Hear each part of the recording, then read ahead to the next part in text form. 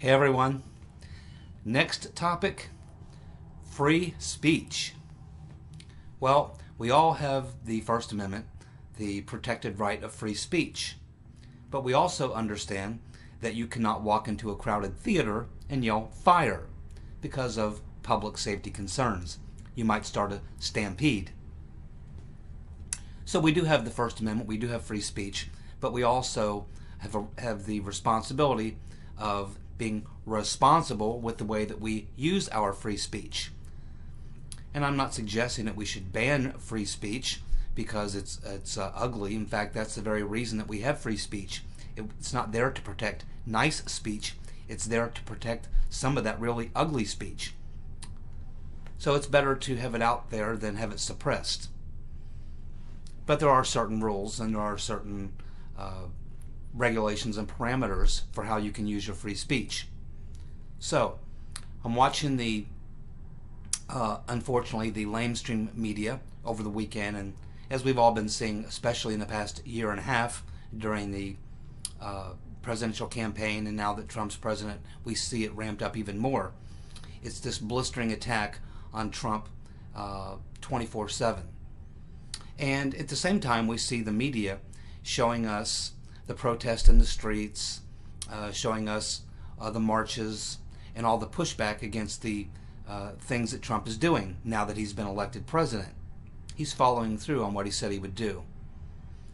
I think that bothers the media a lot, but the main point that I want to make is that on one hand we have the media telling us that all these uprisings and these marches and all the pushback against Trump are because of Trump and his policies, when the fact of the matter is that if you've been watching the media over the past year and a half or so, and even before that, but especially during this past election cycle, it's pretty obvious that the media are the instigators. It's the media on the left wing of the media, which is most of the media, who are providing the fuel to anger a lot of these people by comparing Trump to Hitler, by talking about him being a racist, a misogynist, a homophobe. They keep pounding this stuff into people's heads day after day, week after week. And unfortunately, there's a appreciable number of people in the country who don't think for themselves, who don't study any history, and don't seem to know any better, and they gobble this stuff up. They believe it. And based on all this rhetoric, this propaganda that they've absorbed into their fertile and small minds, they go out into the streets and act up. So what's the difference between walking into a crowded theater and yelling fire, or sitting at a news desk over at MSNBC and telling millions and millions of people, not just in this country but around the world, that we just elected the new Hitler? You see, the lamestream media is not just exercising their free speech, but they're in fact engaging in dangerous speech that could cause violence, that could cause a problem with public safety. They could be endangering citizens because of the language that they're using to drive their biased liberal agenda. And so at some point we have to make a decision whether or not these left-wing media outlets are responsibly using their right of free speech in the First Amendment. I think that there's a strong argument that they are not.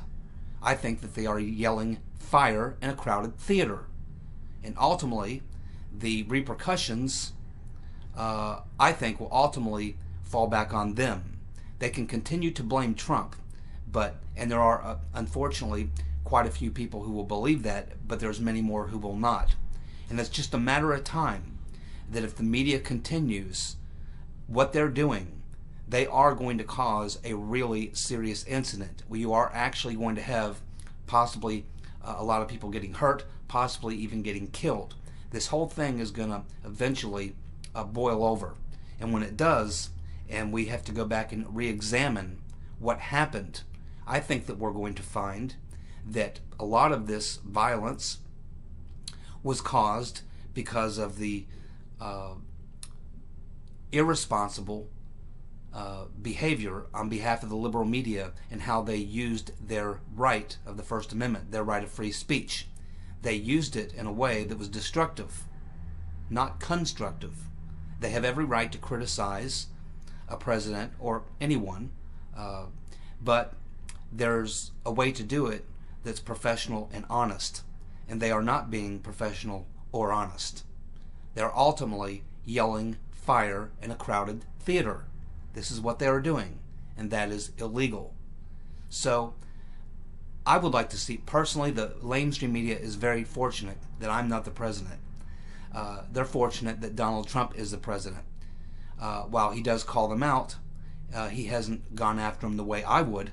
I would have already launched an investigation by the FCC, and he still may do this.